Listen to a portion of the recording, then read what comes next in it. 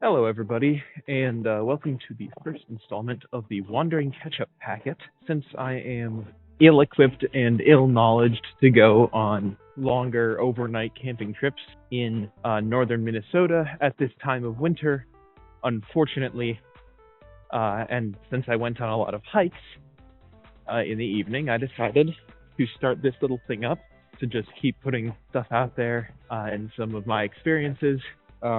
Even while I'm not able to make more of that like long form content. So that's what this is. We'll see how often I can post, but that's my plan is maybe once every 2 weeks or so. First things first, microphone quality. I'm sorry, but this is the best you're gonna get.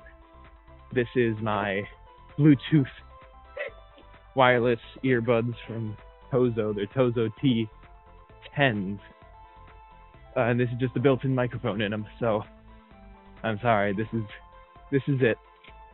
Hopefully my lovely graphics will make up for it.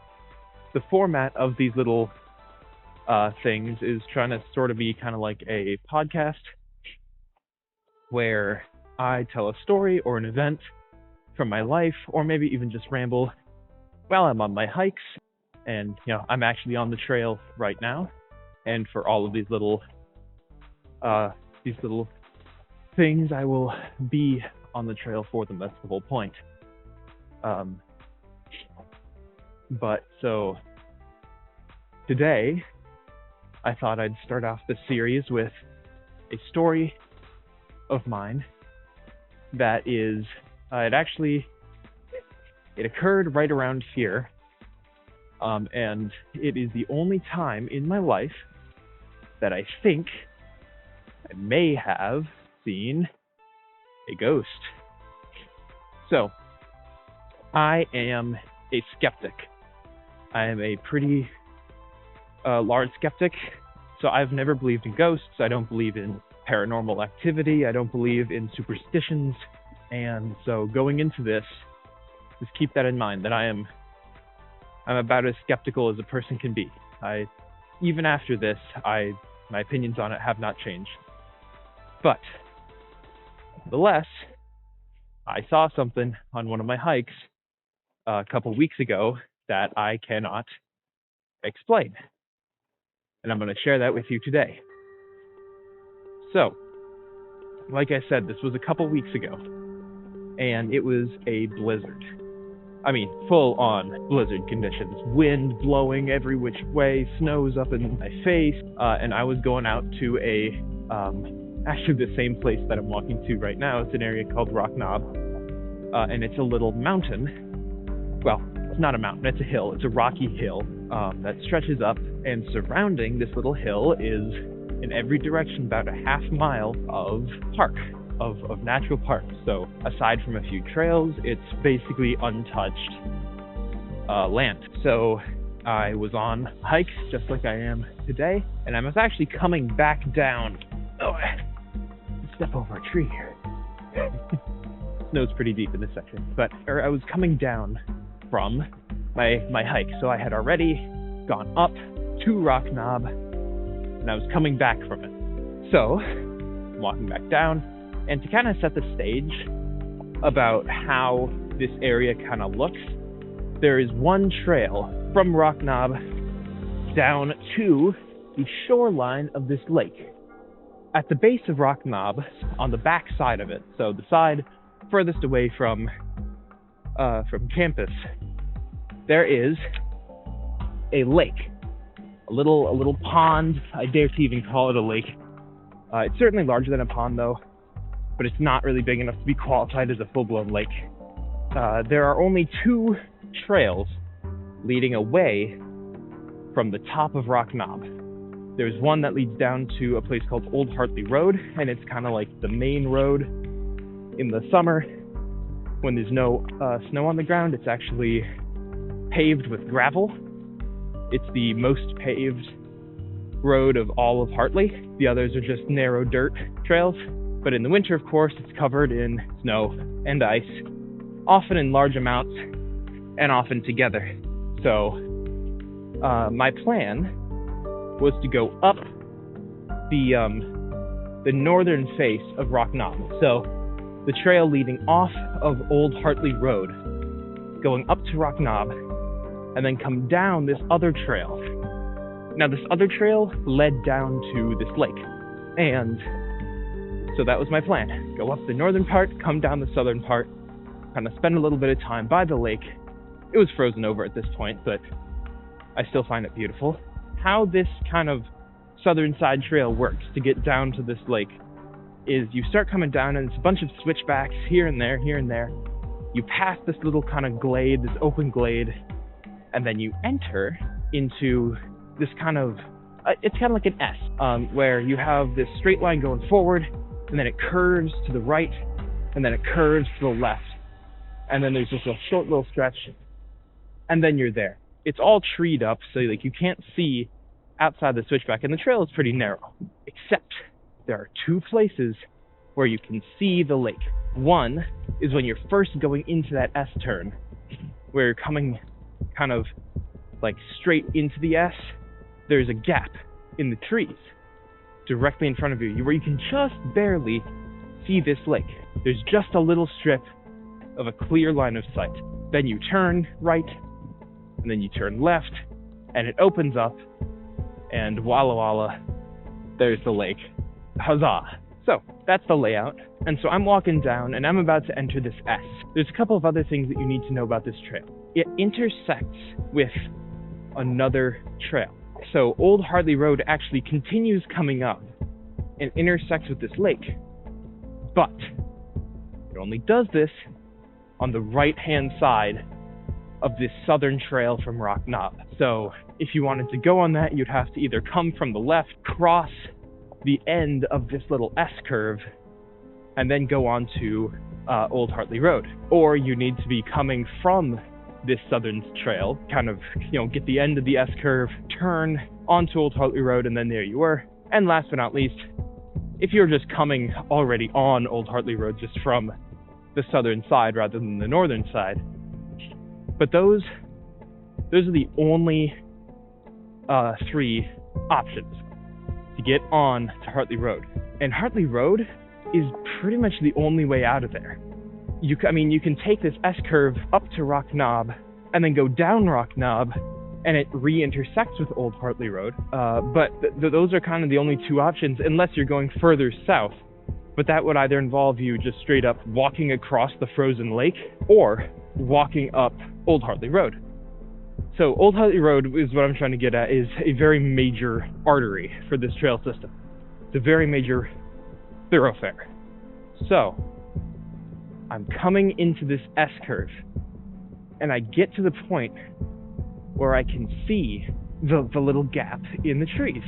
And it's blizzarding outside, like I said. The wind is blowing. It's near whiteout conditions, but this gap is only like 15 or 20 feet, so 5 to 7-ish meters in front of me. And as soon I'm walking towards it, and I can just feel like something's wrong.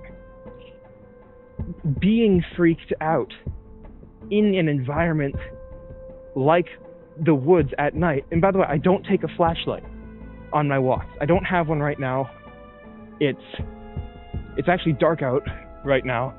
It's only a crescent moon, so there's not a lot of light. And otherwise it's clear night. There's no clouds reflecting anything, so it's pretty dark. But I've been out here enough that I know my way around it. But it's kind of spooky.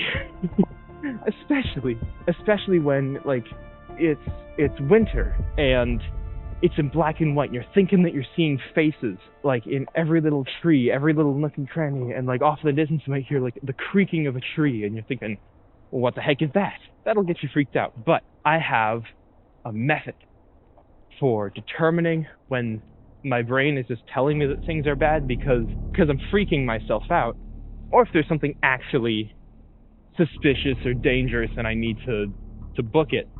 And that difference, to me, is my lizard brain. I listen, and I take stock, and I listen to my lizard brain. And I think whenever my subconscious or my conscious is telling me, like, oh my goodness, something's not right, you should turn around and leave the situation, I always stop. Not physically, well, sometimes physically, but most often not. But I stop, and I take stock of my lizard brain, because that thing has been developing for hundreds of thousands of years, millions of years actually, with one sole purpose: to keep me alive. And so I know that if any weird thing is going on in the woods, more than likely that part of my brain will pick up on it and let me know.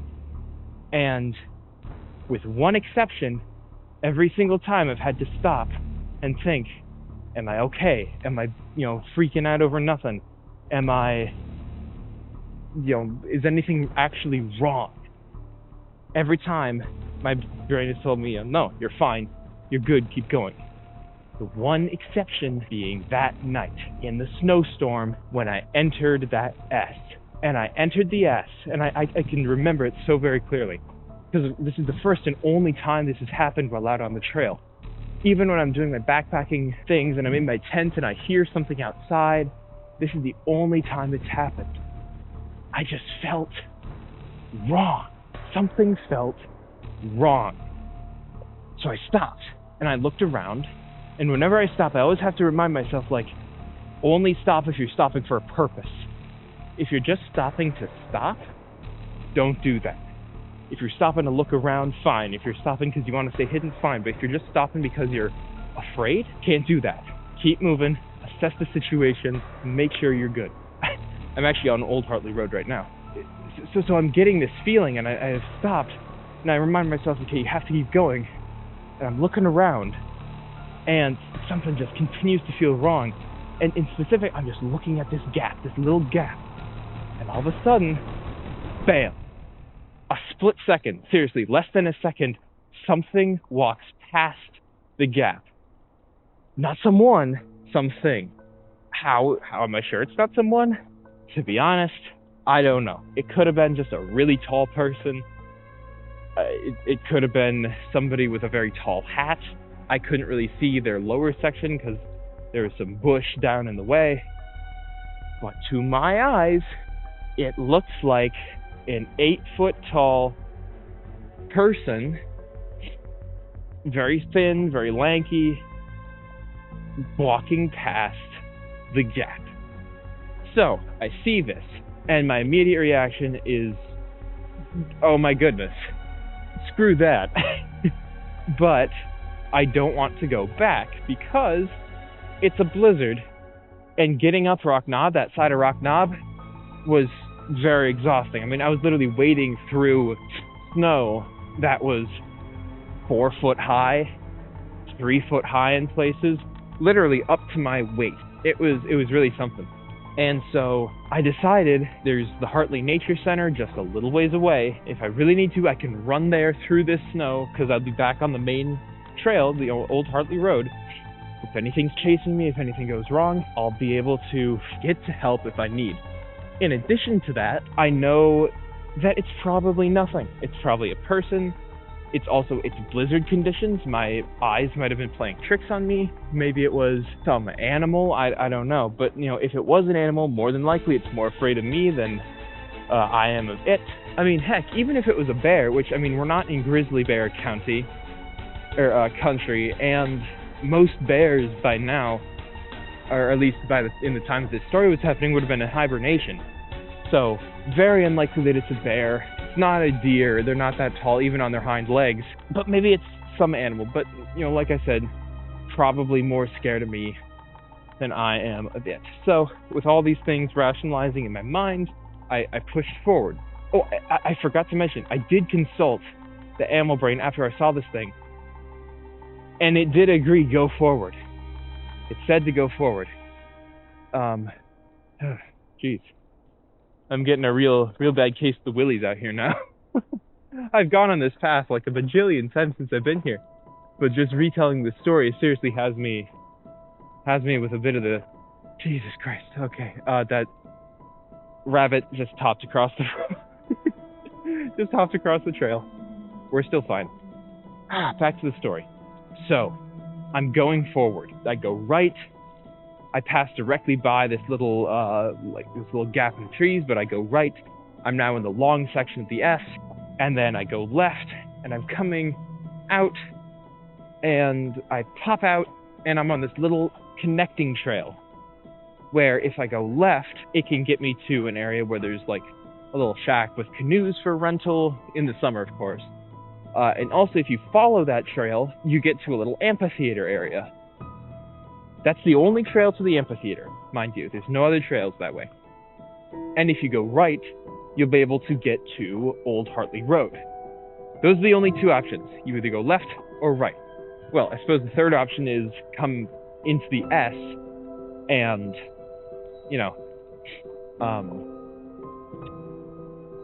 go on the S curve up to Rock Knob. But I was on that trail.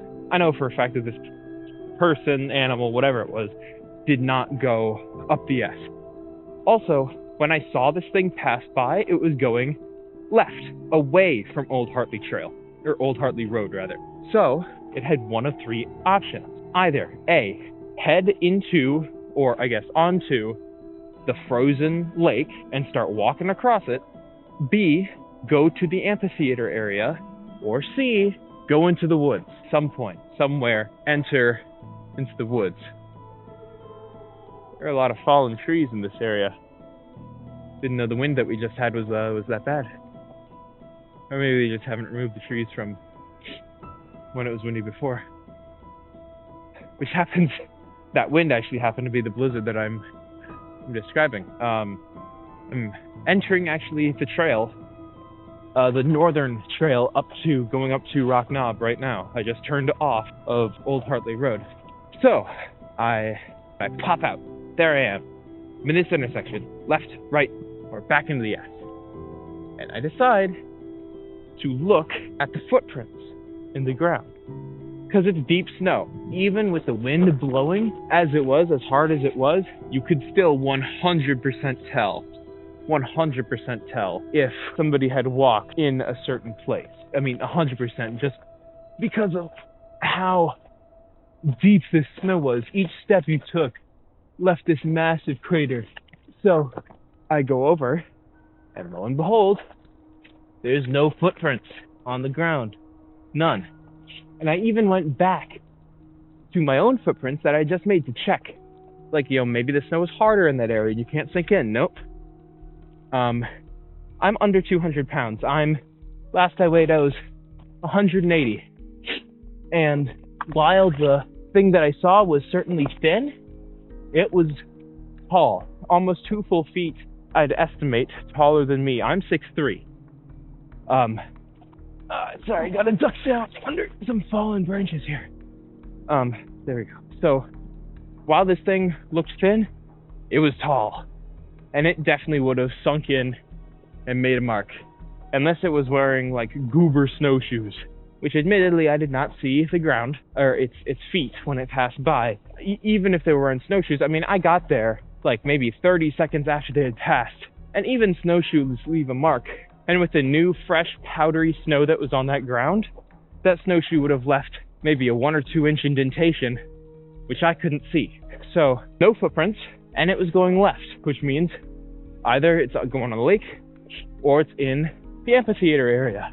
There's no exit to the amphitheater area aside from where I am, this little connecting trail. And I'm a little curious. I like to know what's going on in the world and with things. So what do? I wait there. I wait there. I go to the edge of the lake and I'm looking back at this connecting trail and I stand there for a good amount of time, a good solid amount of time. Nothing. Zip. Zippity zap zoop. Absolutely nothing. Nobody came out from that trail, not even any animals. They were all probably sheltered. Nothing came out of that trail. My point is, nobody came out, there were no footprints, and unless this thing passed to the left and then immediately turned around and ran back to Hartley, Old Hartley Road, and then went back north, I would have seen them. And even if they did do that, they would have left footprints, which there were none of. So, that's the story. An 8-foot tall thing was walking in a place where there's no footprints. I saw nobody else that night. they went into a place where there's no exit. They didn't come back out. The woods around here is really thick. So I don't know what I saw that night. Like I said, I'm a skeptic. And maybe I was seeing things. Maybe a branch blew in front of that little gap. And with the winter, the physical stress of trudging up the very same trail that I'm walking up right now, the low light levels, maybe all of that compounded to make me think that I saw some 8-foot-tall creature roaming around in the woods. But that's kind of the only logical explanation that I can think of. I don't know what else it could be. If you think you have a guess on what it might have been, please leave something down in the comments and I'll be sure to take a gander at them. But that's my story. Pretty exciting one for the first episode. But that's how we do it here. Please let me know what you think down in the comments below. And stay safe, all you trailblazers out there. And ta-ta.